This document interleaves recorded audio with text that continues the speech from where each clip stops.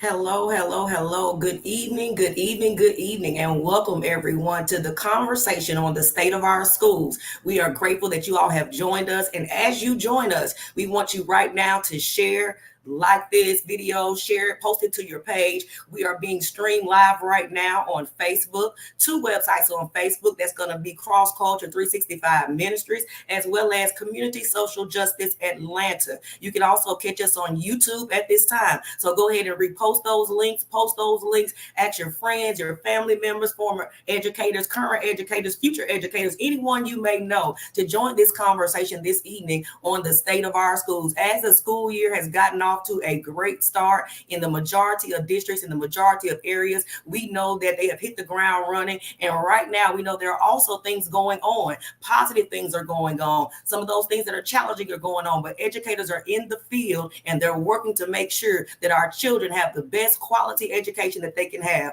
And today, we have some panel members joining us that are going to give a plethora of information based on their experiences. They're going to give some information that will inform not only educators, but our families, our parents, and others in the community at large. So we welcome you again to our platform. We'd like to say again, please share on Facebook at Cross Culture 365 Ministries, as well as at Facebook on Community Social Justice Atlanta. And then again, you can also see us on YouTube. I'm so excited. I know I was talking fast, but I'm so excited for this platform. I am Melanie Connor. I will be your host or culture curator for this conversation this evening. And so thank you for joining us. We look forward to the conversation. We look forward to any questions you may have, but also we want to make sure that once you leave this space, that you've been given some empowering information, some information you can use not only in your schools, but also in your homes, potentially with your children and other things of that nature. So we're going to get right into it.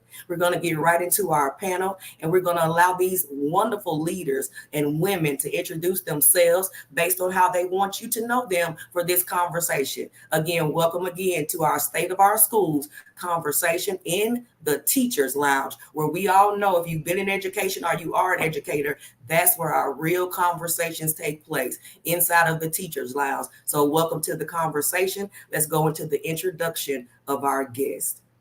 Our first panelist that we will introduce is going to be Ms. Shakira Brown Rice. Ms. Rice is the Executive Director of Creative Services. Good evening, Ms. Rice. Please introduce yourself to our guest. Good evening, everyone. And first and foremost, thank you so much for having the honor to serve on this panel this evening to speak about something I am very passionate about, and that is educating our young people. Again, my name is Shakira Brown Rice, and I am the Executive Director of Creative Services with Clayton County Public Schools. In addition, I co-own two daycares also in Clayton County as well. So again, thank you for having me on tonight. Thank you for joining us, Ms. Rice, and welcome again. Our next phenomenal woman on our panel to join us is going to be Ms. Jewel. Good evening, Ms. Jewel. Please introduce yourself to all of our guests. Good evening, and thank you so much for allowing me the opportunity to share in this space. I am a 25 plus year veteran educator. I have served as a principal for 8 years in the metro Atlanta area, as well as a principal coach and a principal supervisor. And right now, I am just doing full-time consulting. I am the CEO of Educating Jewels, LLC. And our motto is that we are impacting schools one leader at a time. And so I coach several principals across the metro area. And it is just a joy and an honor to share tonight with you all.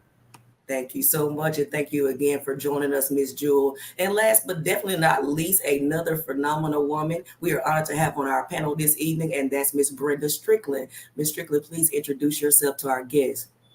Good evening. Thank you so much for the opportunity to be here today. I am Brenda Strickland. I am a former educator. I'm a former math coach in one of the school systems here in Georgia. I'm currently CEO and founder of Brenda Strickland Realty Incorporated, licensed in New York City, licensed in Florida, Georgia, and South Carolina. And thank you once again for the opportunity to be here with you all. Thank you, thank you, thank you, thank you, ladies. All of you all are phenomenal leaders with a plethora of experience. And so we're very much looking forward to the conversation this evening. I, again, am Melanie Connor, the founder and CEO of the Legacy Continues LLC. I have over 20 years of experience in education as a teacher, academic coach, assistant principal, and last, a principal. And so I'm grateful to have this conversation with you all in the Teachers Lounge. How many of you all were teachers before?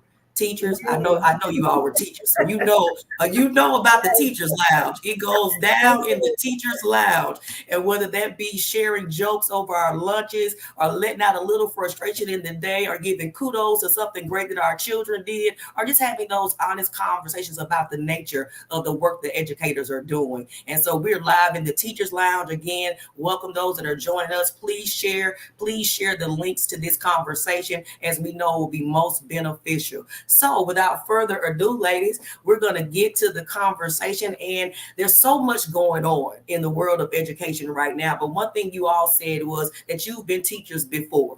And so I would like for you to take a moment to discuss with us, how can you compare your time as an educator and what was going on then, and the happenings then, and the positives and the challenges then, and what you're observing or that's going on right now? I can start with that question. I had this conversation with one of my former students last week. When I think about the major difference of when I was in the classroom teaching and now with current teachers, the lack of parental engagement and involvement. And engagement and involvement looks different compared to person to person and school to school. Parents didn't even have to come up to the school as often or to even attend meetings, but we had their support. So anytime I needed a parent to assist with making sure homework was done, or just their support with purchasing something the kids needed, it was automatically given. So now I think that's the lack of that type of parental support or engagement is drastically different nowadays to teachers. Thank you, Ms. Rice. Anyone else want to share? Yes, I would like to say that I came to Georgia many, many years ago from South Carolina. And to Ms. Rice's comment, that is true. My situation, or my concern, or what I see different now, is the behavior of students. When I first came here, we didn't have the behavior problems that we're seeing today.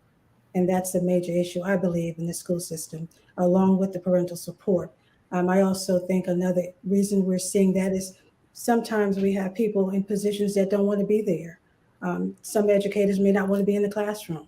They're just there to pick up a check, and just being very transparent. So we're seeing a plethora of reasons why we're not seeing the success we should see within our schools. And I think those are some of the reasons, along with other reasons, teacher shortages. There's a plethora of reasons, but those two, to me, is vital. So with those two things being said, if you don't mind, let me interject this question for you, Ms. Jewel. The pandemic. We know the pandemic came in, and it was pandemicking everywhere, to include inside of our schools. And so what impact would you suggest, or would you say, based on your observation, the pandemic had on many areas of the total school program? So I would say what the pandemic did in a negative way is that it isolated all of us. Mm-hmm. And so there is an article that was recently published in the Washington Post, and it talks about the mental health of our adolescents and how that has quadrupled since the pandemic. And I think partially it's because children come to school, and school is a safe space usually for kids, regardless of what type of community that they live in. And so because we were isolated for so long and we weren't able to see our kids and hug them and build those relationships, those authentic relationships, I think part of what the pandemic did, it sent us back students who were not only lacking skills and gaps in education, in academic and their core content areas, but it also brought us back students who were further traumatized And I think that's what Ms. Strickland's point is. A lot of the kids are bringing their trauma to school, and trauma manifests itself in different ways. And there's a quote that says something about the students who need the most love are going to express it in in not the best ways. And so I think that's what the pandemic did. It isolated children. It allowed them to be more traumatized, and it did not allow for that immediate intervention or wraparound services.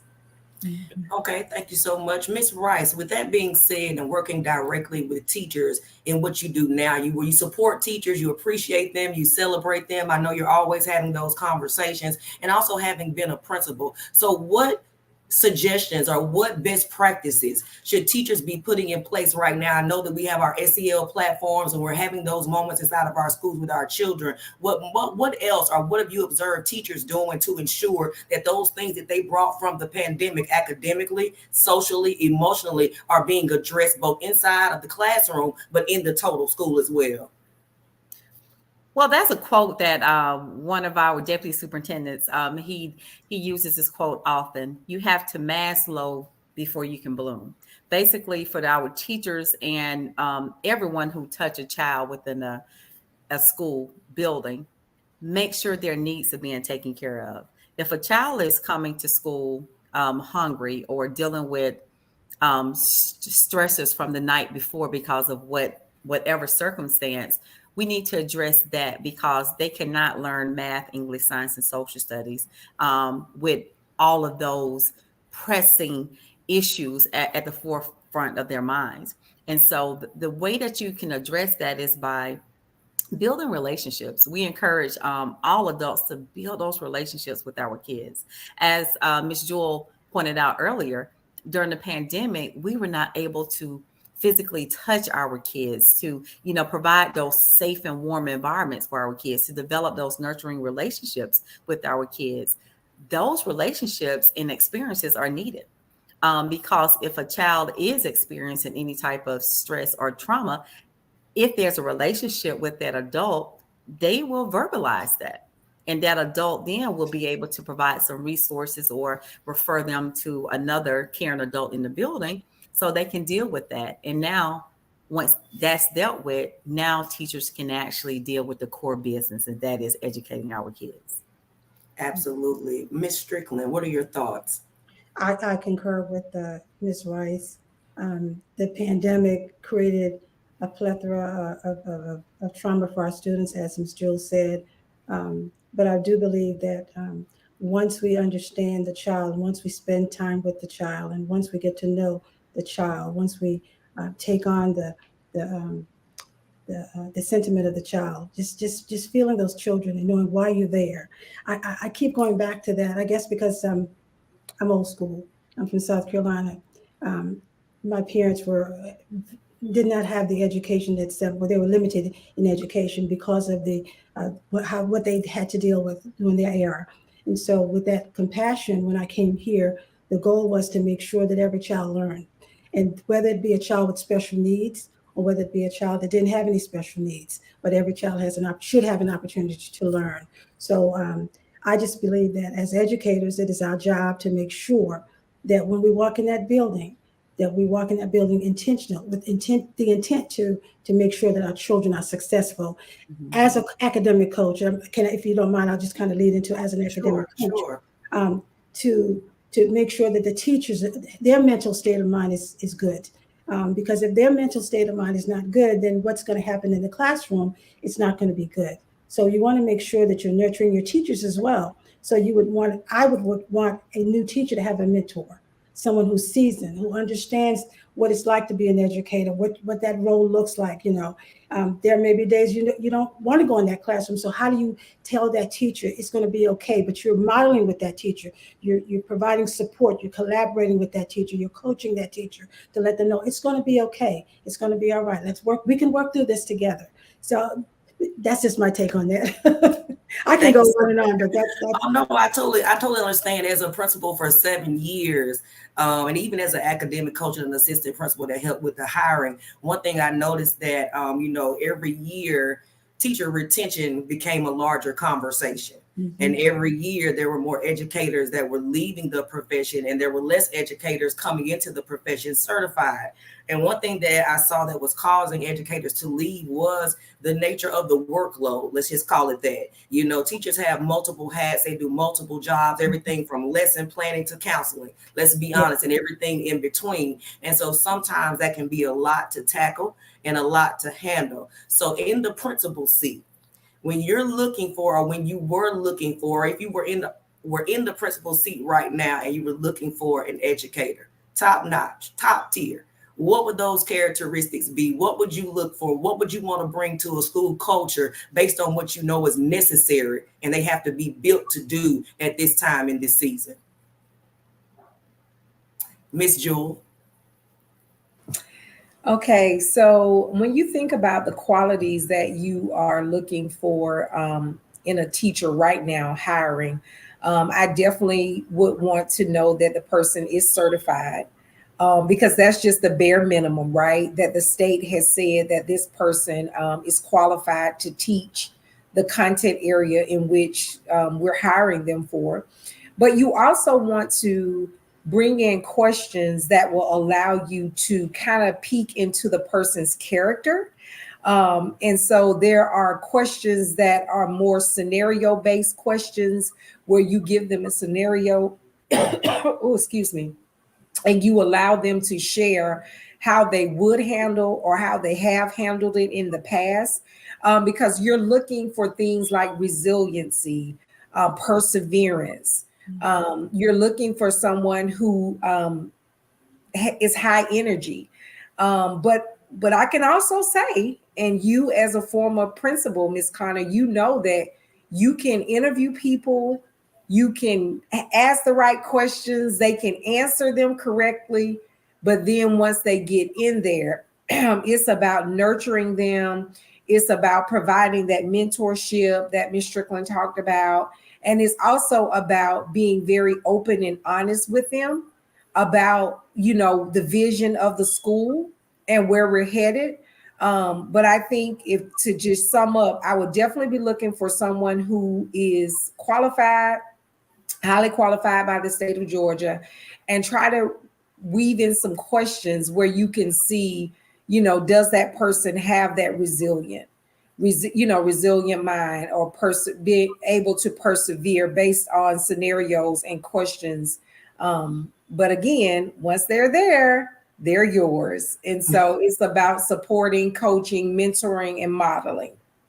Gotcha. So, Miss Rice, if you could further expound on when you're hiring teachers for your culture, or for your student body, or your scholars rather, it's a lot of times, like Miss Jewel said, those things that we have on paper that we want to ask, that we want to get information about. But then there are also those characteristics sometimes that we don't always see in the interview, good, bad, or indifferent. So once they're on the job, and you recognize that there may be some challenges, whether it be with building relationships with scholars, or becoming more knowledgeable of their curriculum, how do you approach that for improvement for the teacher? Oh, great question. Many of my interviews, they're just like this, and that's a conversation. Mm-hmm. I seldom ask very structured questions in my interview, because you can glean a lot about a person just by merely having a conversation.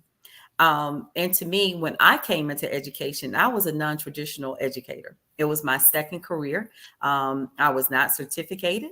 However, I was driven by purpose. And you can glean that from a conversation with the person. Because when I look at educators or anyone who work with children, we can teach skill, but we can't teach heart and that love of kids. So if they can demonstrate, and we see through conversation that they have a heart for children, number one. Well, let me back up. Purpose driven, because to really do this work, it's like a ministry. It has to be your purpose, to do it effectively. Now, we can teach people how to do all types of things, but when we think about sustainability and longevity, that's exactly what we're getting at. We see it as a purpose. So whenever issues may arise or there's a opportunity for coaching that comes up, we're just merely reminded about that conversation. But a good building leader will always remember the why of each and every person. I don't know how we do it. It's almost like how do we remember all the kids' names? But we remember those special whys about everyone that we've had the pleasure and honor of hiring. And so just getting back to that why sometimes and reminding them of that why, it tends to fix a lot of those opportunities for growth. Thank you so much. We talk about certification. And so much like you, Ms. Rice, just to give a little background for me, I went to D. Jackson State University, home of the Tigers, but we're going to go past that. And I graduated, I majored in education, and I hope my mom's not watching, but me being a last minute scholar, I waited to take the praxis at the time, which people know is the case, in December of my senior year. Missed the passing score by 2 points. And Jackson State would not let me go out into the field to do my student teaching. And so I had to make a decision. And so I decided I would graduate in English. That summer, I got into the Master of Arts in Teaching program, secondary education, where I could earn my master's and work at the same time. And then, of course, I got my certification. And so I know that as we progress through education, I'm a third generation educator myself. And I know I watched my grandmother and my mother and my aunt, they went through college. They went to college to be educators. For me, it was kind of a backup plan. But here I am operating in my purpose. And so when we talk about certification and we talk about those challenges that we have with teacher shortages right now, how do you and what do you suggest principals do or staffs do or school districts do to not to get teachers to buy into what they're trying to do and to want to come and work in their schools or in their districts? What are those things that you would suggest that may be helpful? Well, I'm sorry, Miss Strickland. I think if you're looking for teachers, we have to go out outside of our building and do HR. That they do a lot of recruiting. And I think that's how I came on as an educator. Of course, I was recruited by a certain county. HR does a lot of recruiting, and that brought me into the system. However, we're seeing the shortage of teachers, and that's where the principals may have to lead by example. When I say that, right now I have 4 of my former students who are now, one is now the area superintendent, one coordinators, but they saw the passion in us, or they saw the passion that we had that Ms. Rice talked about. We were driven to make sure that they were successful. We were driven making sure that they knew how to be a teacher. And just this past, I know this may be off a little bit, but just this past Thursday, we buried one of our teachers who had been a teacher for 40 years, a retired teacher, and the impact that she made on the community in the school system. And we thought, wow, this is just amazing. But I think that when we show who we are and we show that we're here for a purpose and we show that we care, and then we will bring in others. We shouldn't have a shortage. And I know there's teacher burnout, but why is there teacher burnout? Why are they burnt out? So I think that as administrators, we have to show who we are and let others see in the building, because if you think about it, you've got seniors in high school, thousands of students that are in high school. They're going to go to college. Why can't they become educators? There may be apprentice programs for these teachers, for these seniors, that will allow them to become early childhood teachers through an apprentice program, and of course, eventually go into higher education and so forth. But there's just so many. There's other ways to get there other than just it's in our heart. Gotcha. We got to show it. We have a question coming in, but before we ask that question, I want to remind our audience. And well, first, thank you for joining us. For those of you who have joined us this evening, I want to remind you to share the links to this conversation inside the Teachers Lounge, the state of our schools. For Facebook, we can find us at Facebook with Cross Culture 365 Ministries. You can find us on Facebook right now, streaming live on Community Social Justice Atlanta, and also on YouTube. So again, share, tell your friends, tell your colleagues to join the stream, and also tap those questions in and we can get those answered. So the question comes from Morgan Rainwater. It says, I didn't know if this was answered, but what are some best practices and supports that you all put in place to support teacher retention and help decrease teacher burnout? So very similar to the question we just discussed, but I think if we could give some more specifics, I'll start if you don't mind. When I was a principal, one thing I like to do is incentivize teachers and reward them also for their positive behaviors. You know, we have our positive behavior programs inside of our schools for our children, and we tend to only award or appreciate teachers during Appreciation Week. And so we want to make certain that once they come on the job, not only are they understanding the leadership, the why, the culture, the climate, but they also feel a part of that and they're appreciated for their work. So Miss Jewel, when sitting in that seat, what are some best practices specifically that you use and you can share with our persons that are joining us this evening? So I will first say that the elephant in the room is that even though there is a teacher shortage, most school districts, they want you to be fully staffed on day one. Mm-hmm. So what that means is that they want you to be fully staffed on day one.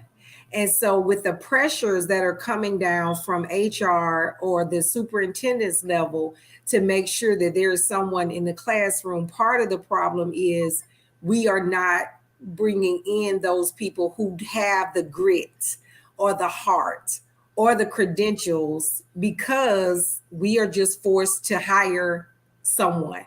That's the elephant in the room. But I will also say to you, Melanie, that I do think the way you do it is by having consistency and structure.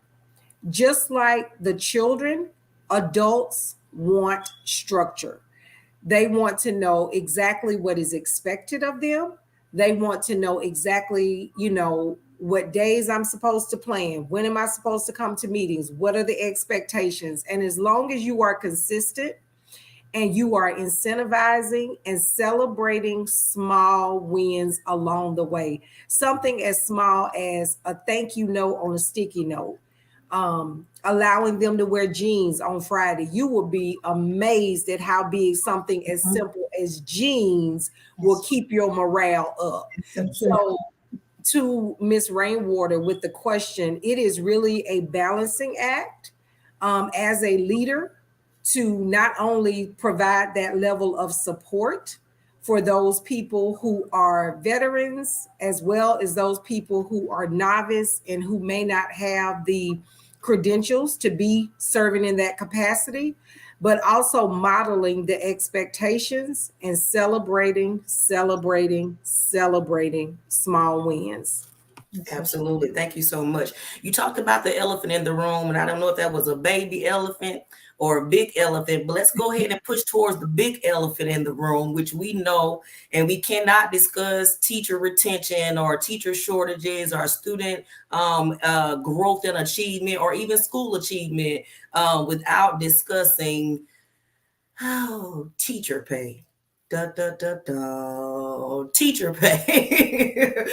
Teacher pay, educator pay in general. I was in Mississippi, which is where I'm from, a couple of weeks ago, and my mom, she is like an archiver of all things, everything. And I was going through a bin looking for something, and I found one of my first checks that I earned between 2003, 2005 in Jackson Public Schools in Jackson, Mississippi. And you will never believe I was living very comfortably on $1,533.20 a month.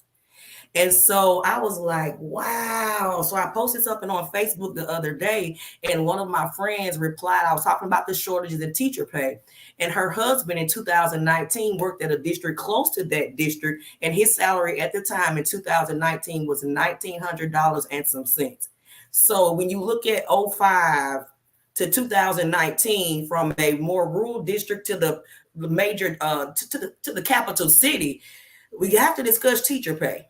We have to discuss teacher pay, educator pay. And so, Miss Rice, give us some insight on your thoughts on what possibly could be changed or improved, and how does that go about happening? Because it has to be a conversation beyond just us on this call right now. Yes. Teacher pay is a concern and an issue. I think not just in around our local community, but nationwide. However, I still feel strongly about if the staff, the faculty and staff feels validated, feels supported, they feel loved, but more importantly, they feel like they belong to the overall family of your school. The pay isn't a major issue. They will be committed to you. They will be committed to the vision. They will be committed to the community. They will be committed to the overall cause and the profession. As I grew in my role as an educator and subsequently a leader, I found that to be true on all levels. At the end of the day, people just want to feel validated. They want to feel heard. They want to feel loved and supported. And most of all, they want peace of mind. And peace of mind exists whenever there is that support. They have a voice and someone has taken the time to truly get to know them. So I think any building leader or department or division leader, the first step is to get to know your staff, because then your conversations are not superficial. You have real conversations with them. So if there's an issue with the baby, you already know the age of the baby, how many babies are at home. You can have those discussions and truly listen to people. So I think, yes, pay, we want to increase the pay across the board. However, when people are treated fairly, they're supported, and they feel like they belong and they're heard, I think they will still be committed to your organization. Thank you, Ms. Rice. Ms. Strickland?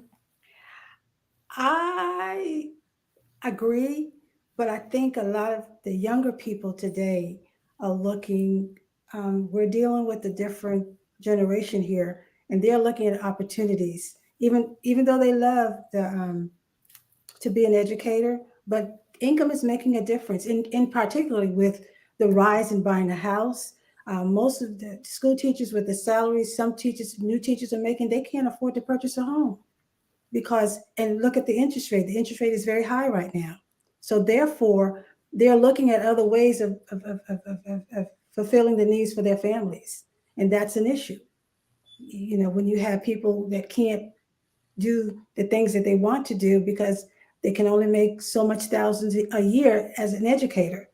And so as I had a conversation with a young lady not very long ago, and I said, you know, I'm thinking about leaving the profession. Why? Because I'm not making enough money to do what I need to do to take care of myself and my family.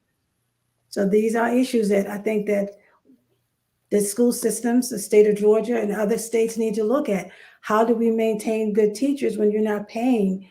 We're the ones that, well, I was an assistant for 20 something years, but we're the ones that are educating the professionals, the doctors, the lawyers. But yet when it comes to income, we're at the bottom of the poll when it comes to income. So there has to be some type of adjustment here, you know, and it's not, I don't think that this young lady I spoke to doesn't love the children or love what she's doing, but she has to look at it from a business perspective. Got you. Thank you so much. Now, with that being said, one thing that has entered majorly, because education does change and it has changed, and a lot of it stays the same.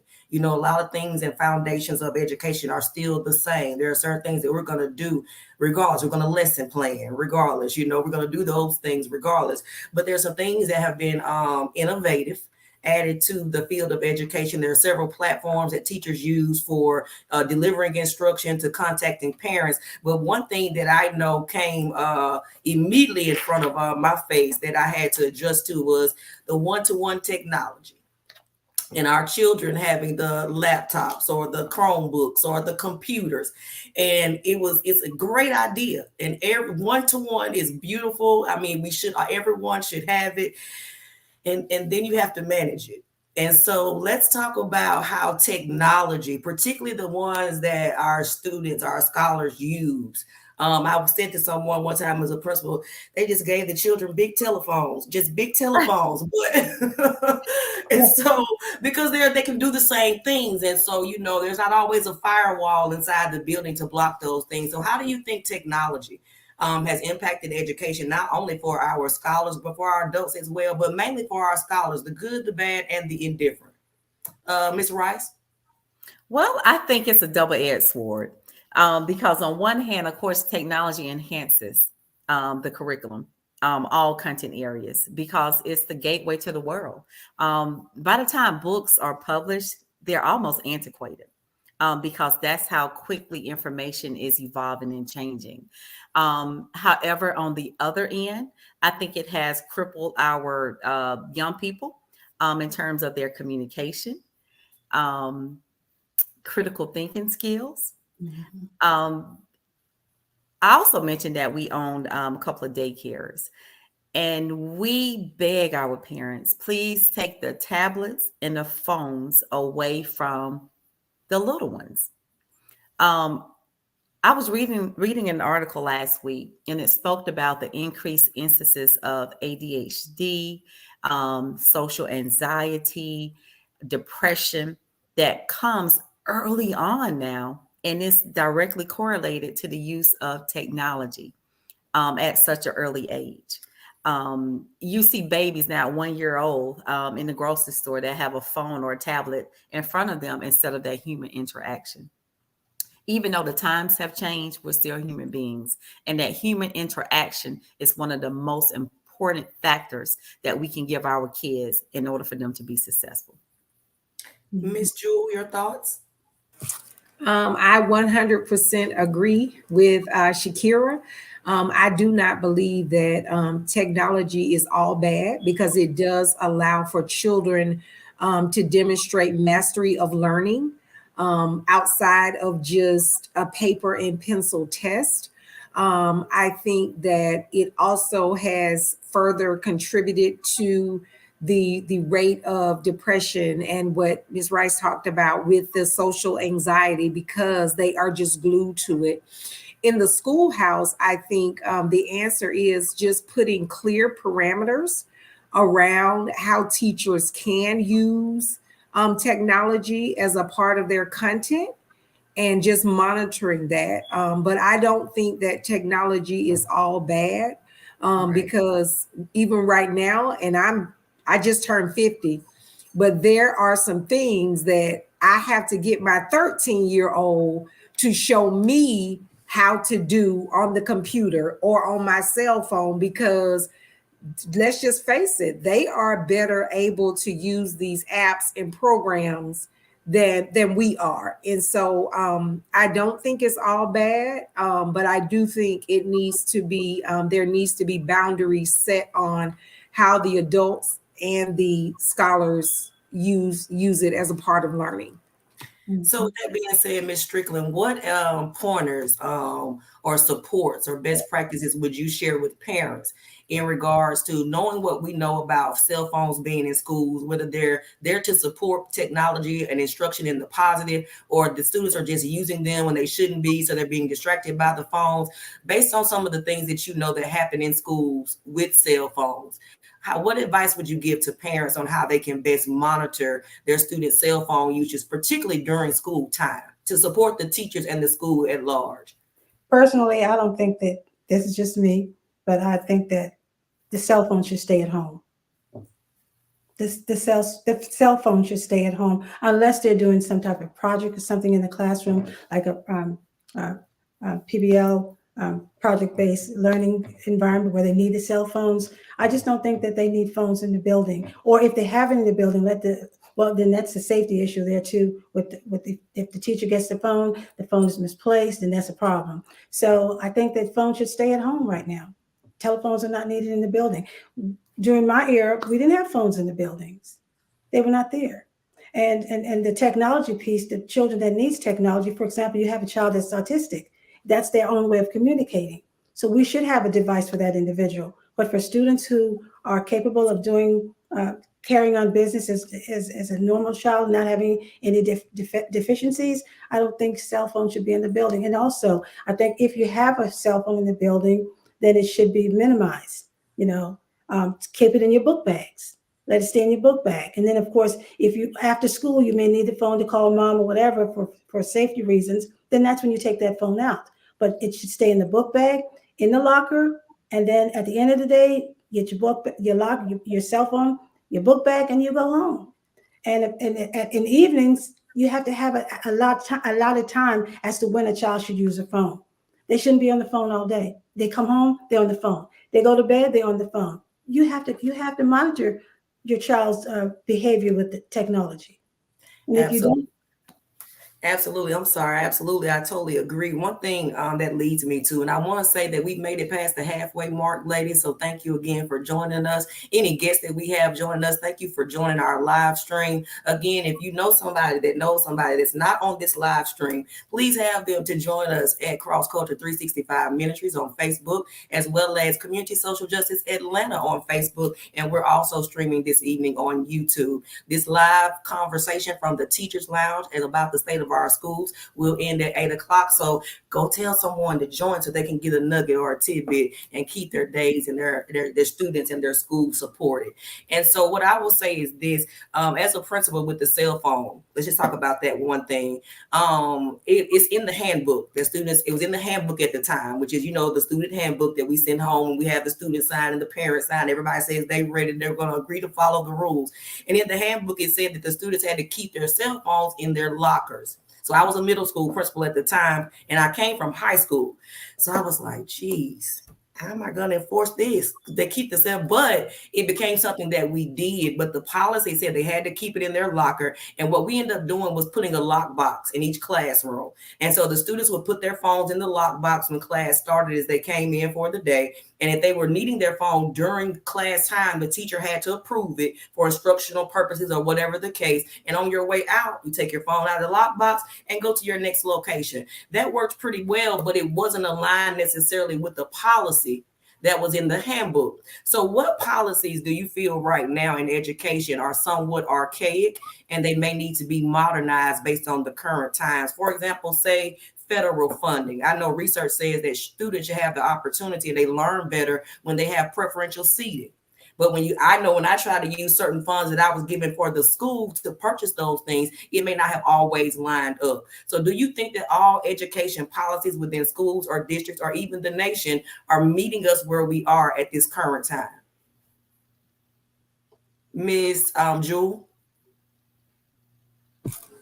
So you brought up a good point with the federal funding that a lot of the schools get, and I know I've been in 4 different metro school districts, and most teachers will tell you. I mean, most principals will tell you.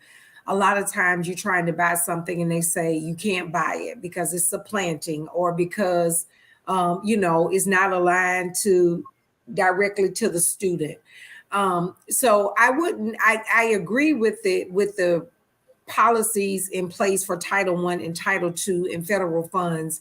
And I understand why they are there. But I think more so archaic that most school districts are looking to change, which are around discipline. I think a lot of school districts are going back to what policies and regulations that we used 20, 10, 30 years ago that are not based on the best research of how we are going to support students. And I know that behavior is a major issue in a lot of our schools now, but I think it all goes back to what Ms. Rice talked about, and it is developing those authentic relationships. And if you can develop those authentic relationships, and if we can train the staff and the policies and the regulations align to what are the best practices now for how we support those students, I think that will allow us to have a positive impact on not just the scholars, but also the families. And if I could piggyback off that answer from Ms. Jewell as well, Representative Sandra Scott, she represents a huge part of our Clayton area, and I think some of Henry. However, she has introduced a bill that would change the QMB funding. QMB funding, of course, is the way school systems are funded, to include funding for poverty. We currently have funding for our regular education, general education scholars. You have funding for your special education scholars who receive special education services. Your gifted scholars are weighted differently with their FTE through QMB funding. So her proposal is to also have a funding mechanism for kids who are living below the poverty line, because we know when they come to school, they are presenting with multiple concerns and opportunities for us to intervene. So it requires additional staff, additional resources to make sure that we are meeting the needs of those scholars. So that is one archaic to me funding mechanism is the old QMB, because we're not taking into account one system looks totally different from another system based upon their clientele. Mm-hmm. That's a good point. You're muted, Ms. Connor. You're muted. I'm so sorry. I'm so sorry. Well, we've been talking, and the behavior challenges with our children have come up a couple of times based on different outliers that happen. As we know, their children, they're growing up, the technology, the social emotional behaviors, and we're also looking forward to, as Ms. Jewell said, maybe putting some other things in place that the research suggests that we can do now as aligned with their behaviors. But what can you offer to teachers and educators in schools? And as we know, not even just in the classroom, but on the bus driver, what can you offer as best practices with educators on how to improve upon or help support the improvement of student behaviors? We know that positive relationships definitely is going to get that done, but what are some other things that we can use right now, real time? Great. So Yes. I'll jump in still. Go again. ahead, please do. Thank you. I think everything, I'm going right to PBIS. It's not rocket science. And PBIS is about the adult actions more so than the student actions. And I think if we can get the adults on board to look at schooling differently, right? Because if we think about when we were in school, you sit down, you be quiet, you get your knuckles popped, or you go down the hall and you get paddled. But all of those are archaic ways of thinking. Mm-hmm. Now, the positive behavior is about the adults celebrating the students when they're doing something good. It is releasing that control. And I think a lot of us went into education because we are, we are control freaks. We want to be in charge. We want things to be right. We see things and we know how we want them to look. But part of it is the adults releasing that control, buying into celebrating students, acknowledging them, allowing them to have a voice in the classroom, and not trying to win for lack of better words, a pissing contest. Because what I always told the teachers that I supervise is a child has nothing to lose. You have everything to lose. So before you allow a child to take you there, and I'm not saying that children are not disrespectful, because they are, some of them are, but I think a lot of times the adults, we have the ability to diffuse or ignite a situation. Mm-hmm. And I would take it even back to the basics. Someone mentioned that earlier. It takes a village, and getting back to that village. I do think the reason why some of our teachers are feeling burnout and that is just so much on their plate is because we're asking them to do too much. Educating our scholars is our core business of any school in any school system. Ms. Connor, you mentioned that we are not only educators, we are mom, dad, auntie, uncle, counselor, therapist, cook, driver, everything. We're asked to be everything to our scholars sometimes. And I think that has indirectly contributed to where we are now with the state of teacher shortages. So I think it's unfair to have the load of behavior challenges placed on the school system. So I think getting back to that village concept, that you have too many social service organizations that should step up, that parents should have access to. We have churches. It's time for churches to step up and take ownership of some of that as well. Parents have a big part to play with that because, again, if teachers are spending the bulk of their time trying to attend to behavior, what is happening to education? And hence, that's we're here now. So I think just being very vocal to say I'm not, this is not on my plate and mine alone. The school system should not be the first option for a parent whenever there's an issue with their child. We should not automatically think that's the school is going to fix it when we have way more resources within the community than the school system does. Absolutely. Thank you for that. Well, we're getting down to the last 10 minutes, ladies. Again, I want to thank you for joining us. We're going to wrap up our conversation in the Teachers Lounge. I want to say it was a great conversation, and an hour is definitely not long enough to dig deep into what it is that education in the state of schools is. I think one thing I would add on the end of that is the village concept has to be revived, but also the respect for the profession. From the inside of the profession to the outside of the profession, it has to be a revered, respected profession. I know when my mother and grandmother were coming through, they were like the mayor walking in the neighborhood. And so just to bring back the respect for the profession and the village concept, we're going to allow you ladies 2 minutes each to wrap up with 1 or 2 final thoughts. We will be ending at 8 o'clock. We want to thank our audience for joining us. But ladies, we're going to give you 2 minutes to wrap up with a final statement. And Ms. Strickland, we'll start with you. Okay, thank you so much again for having me here tonight. I just want to say that education is a passion and it's so, how can I say it?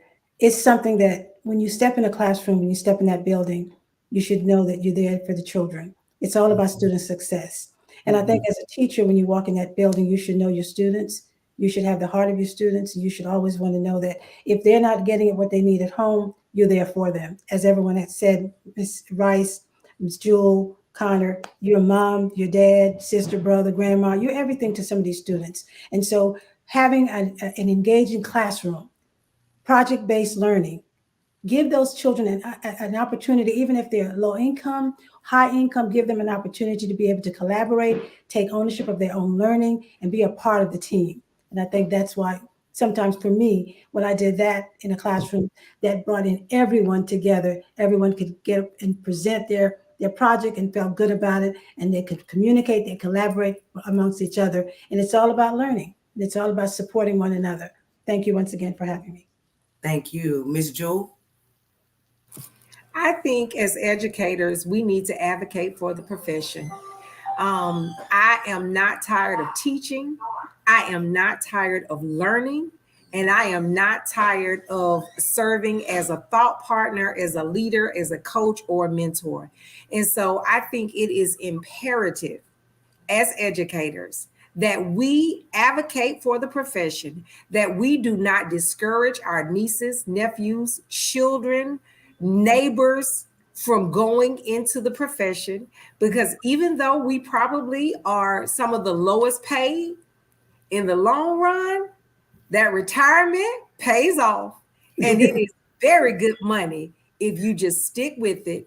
And again, it is a ministry for me, because one of the scriptures said, whatever you do for the least of these, you do unto me. And so I look at what I do each and every day as a ministry, as a calling, and I love it. And I am here to continue to advocate for the teaching profession. Thank you so much, Ms. Rice. And I would have to echo that because this is the best profession in the world. And I scream that on every platform that I have the honor of serving on. And that's about number one, holding ourselves accountable to know that we are that gateway profession. All other professions come through us. And so when we understand that we have the power of life and death in our hands and in our tongue, and realize the magnitude of that, we kind of operate and we move differently when it comes to our job. But secondly, to make sure that we understand that we're not the catch-all for everything. I think we need to start to find ways to remove items off of a teacher's plate, off of a principal's plate, and allow them to focus in on educating our kids because it is our future. And last but not least, that's our parents. I implore our parents and I beg our parents every chance I get, give our kids a fighting chance. Every generation wants the generation coming up behind them to be greater than they ever were. So with that being said, let's make sure that we're giving our kids and setting them up for success. That interaction with them, make sure that they're involved in early learning, because again, school did not look like it did when we were in school. Not to say that's a bad thing. That's a great thing. Nothing should look like it looked 20 years ago, 50 years ago. So again, advocate for our profession, remove items off our teachers and principals' plates, and to make sure that we're in partnership with parents, setting our kids up for success.